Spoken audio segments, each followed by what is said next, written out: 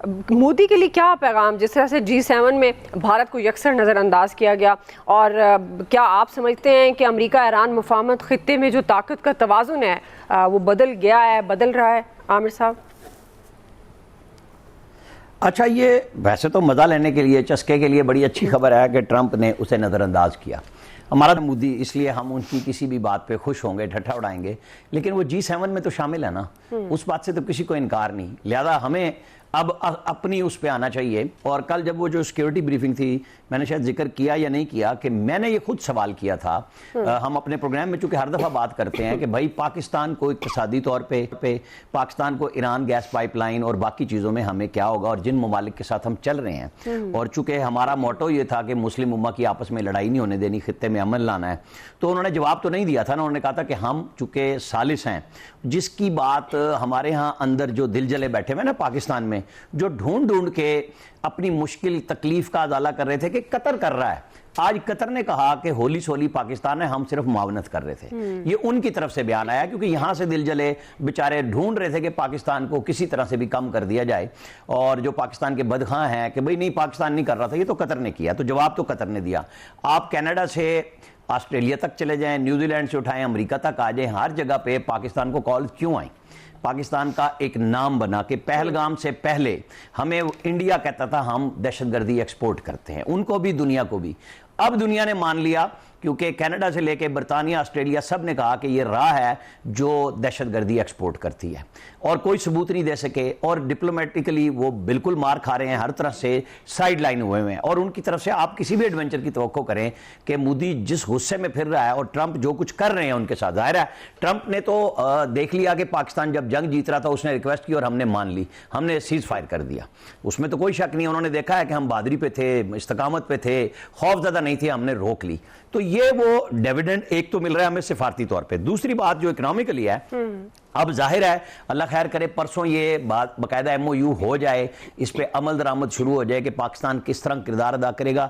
मैं नहीं समझता कि अब हमारे साथ कोई खड़ा नहीं होगा। जैसे कुलभूषण यादव उसी ईरान से आया था जो दहशतगर्दी कर रहा था, ईरान के अंदर इंडियंस को सहूलतकारी थी, जो अब ईरान को समझ आ गई कि रा और मुसाद मिल के किस तरह उनके फौजी अफसरों को, जर्नैलों को, उनके एटमी साइंसदानों को, उनके प्रेसिडेंट को, आला तरीन रहबर को शहीद करवा रहे थे, मरवा रहे थे, और ये मिल के कर रहे थे। लेकिन इसके बावजूद जब ये सवाल हुआ कि जी चाह बाहर भी दे दिया, तो जवाब ही आया सिक्योरिटी हुकाम से कि कोई इशू नहीं है, हमारे अपने ताल्लुकात हैं, उनके अपने, ये उनका इशू है। यानी हम बिल्कुल क्लियर हैं कि हमें अपने मामलात को ठीक करना है। तो हम पाकिस्तान के मामलात पे ये यकीन रखते हैं कि इस वक्त हमारी जो क़यादत मिल के काम कर रही है और दुनिया उस पर रितबुल लिसान है, बात करती है, तो ये मुमकिन नहीं है कि इसके फ़वाइद इक़्तिसादी तौर पर पाकिस्तान की तरफ ना आए।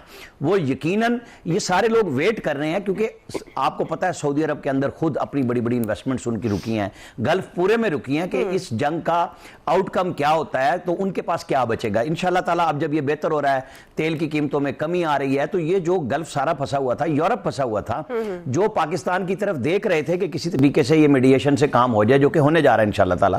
तो मेरे ख्याल में पाकिस्तान के लिए तो खबरें अच्छी आएंगी। हमें अपनी तैयारी जरूर रखनी चाहिए कि हम MOU की कहानी पे ना रहें, हम एग्जीक्यूशन पे जाएं, जो MOU बहुत अरसे से हो चुके हैं, अमल दरामद कराएं और इन्वेस्टमेंट करवाएं। सही है जी, पाकिस्तान की बिल्कुल आपने दुरुस्त कहा, बड़ी अचीवमेंट है। इक़्तिसादी तौर पर ज़ाहिर है इसके फ़वाइद आएंगे और हमें अपनी तैयारी ज़रूर रखनी चाहिए। क्विकली नाज़रीन एक ब्रेक ले लेते हैं, ब्रेक से वापस आएंगे, यहीं से कंटिन्यू करेंगे।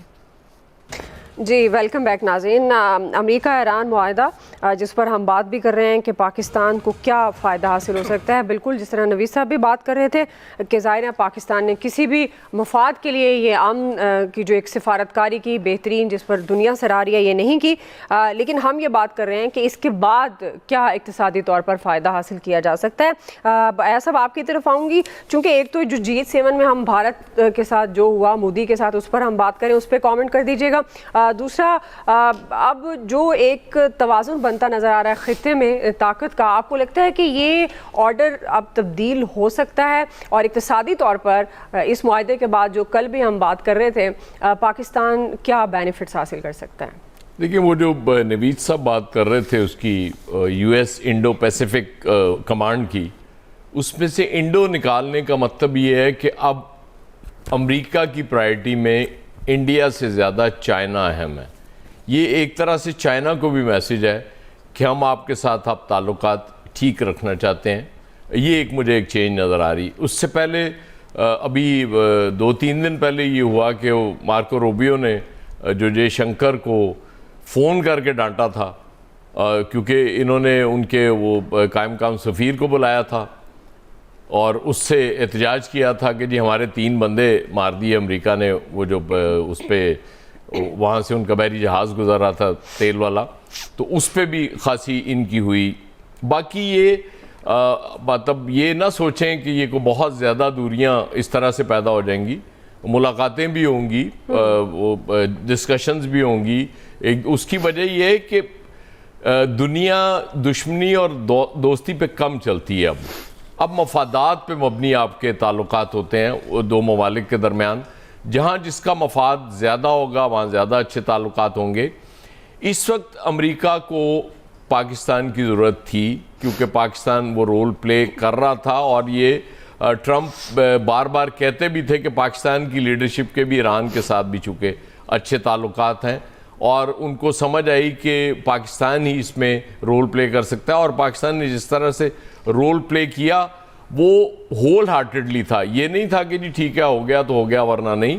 और तो एक एक चीज़ पे अब भी आज भी वो एतराफ़ कर रहा है अमेरिका कि वो जो इन्होंने पब्लिक करना था ट्रंप ने मुसवदा, वो पाकिस्तान और कतर की रिक्वेस्ट पे नहीं किया जा रहा क्योंकि हमने मशवरा दिया कि ये ना करें तो ज़्यादा बेहतर है। ट्रंप की अलबत्ता आज फिर आपने धमकी सुननी होगी कि अगर हतमी मुआहदा मुझे पसंद ना आया तो फिर बम बरसाएंगे। तो ट्रंप से तो कुछ भी आप तवक्को कर सकते हैं, जैसे आज उन्होंने कतर और ईरान की सरहदें भी मिला दी। वो जो खलीज फारस है बीच में इतना बड़ा वो भूल गए, उनको लगा कि शायद दोनों साथ साथ हैं। वो इमरान खान साहब ने भी, आपको याद है ना, किस तरह की वो बात कर दी थी, उस दौर में बड़ी तनकीद हुई थी ट्रंप पे। अलबत्ता जापान और जर्मनी मिला दी थी। वही तो ये इन्होंने उनको मिला दिया है कि वो जो दोनों सरहदें पास पास हैं। तो बड़े लीडर तो ऐसे ही होते हैं, वो इसी तरह से काम किया करते हैं। अब असल बात वही है कि वहाँ तो MOU करा दिया आपने, वो हतमी मुआहदे की तरफ भी चीज़ें अल्लाह करे चली जाएं। वो एक MOU हमारे साथ भी कर लेना, हमारी गवर्नमेंट जी हमारे साथ जो कर रहे हैं आप लोग, हतमी मुआहदा भी रहने दें, वो बाद में कर लेंगे। एक MOU साइन कर लें भाई, वो जो आपने पेट्रोल महंगा किया था सबसे पहले तो वो सस्ता कर दें ना, वो कम कर दें। वरना तो जो मैं फिगर्स पढ़ रहा हूँ मैं सोशल मीडिया पे, वो तो 100-150 और पता ही नहीं कहाँ तक लोगों ने सस्ता करा दिया पेट्रोल। वो मुझे लग रहा है कि शायद ज़बरदस्ती किसी दिन गवर्नमेंट मुझे कहे कि यार फ्री में टैंकी फुल करनी है आपकी गाड़ी की, आप इस तरह नहीं जा सकते।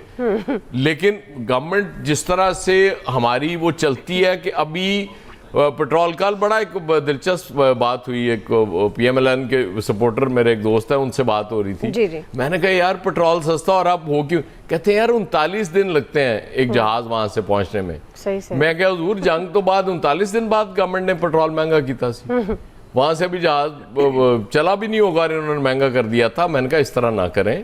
अब हमारे अपने अपने चूंकि फेवरेट्स होते हैं ना, अपनी अपनी पसंद होती है, इसलिए हम ज़ाहिर है वो कहते हैं कि इनका हर काम ठीक है। इस तरह नहीं हुजूर, हमें माफ़ कर दें, हमसे कोई गलती हो गई है तो उसकी हम बिल्कुल बाज़ाब्ता माफ़ी मांगने के लिए तैयार हैं बतौर कौम, लेकिन इस तरह ना करें हमारे साथ। हर बजट में मैं सुन रहा हूँ जी हमने कोई नया टैक्स नहीं लगाया, लोग फिर क्यों रो रहे हैं यार? उनका बेड़ा गर्क हुआ है और आप कहते हैं नया टैक्स